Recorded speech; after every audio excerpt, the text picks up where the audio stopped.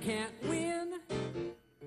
You can't win with original sin.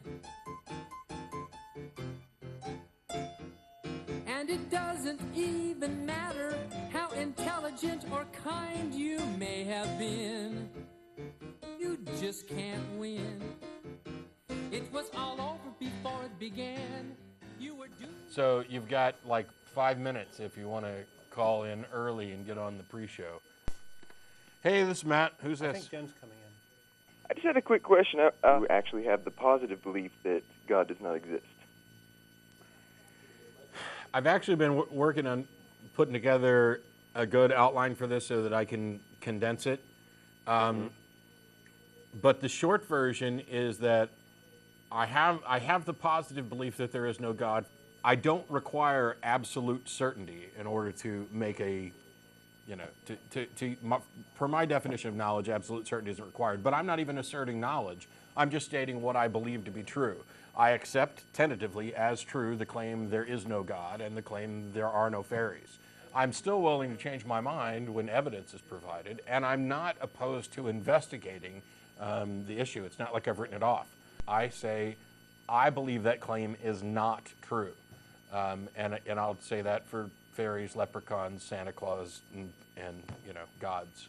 But the main problem I see with that personally is that fairies, leprechauns, and Santa Claus are a little more like you can identify what exactly it is you're not believing. But with God, it's so wide, there's so many interpretations and views that it's hard to make a blanket statement at all. Sure, and somebody could say, well, to me, God is X. God is this pen. Okay, I believe this pen exists. I'm talking about there is some minimal definition of God that makes it useful and distinct. Now, everybody's got their own definition, and I certainly wouldn't claim that I believe that there are no gods under any circumstances and any definitions. That's not true. What I'm talking about in general is for every God claim that I've been presented with that I would say qualifies as a God claim, I not only don't believe them, I believe they're wrong. Now, I could be wrong, and I don't have the burden of proof, so it's not a claim I have to defend very often. It's just that's what I happen to believe.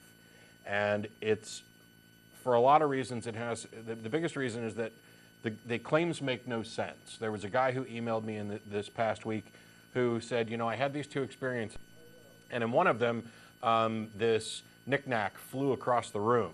And in the other one, I woke from my sleep, and there was this 6-foot-tall guy dressed in purple there who told me he was my dead brother, Damien.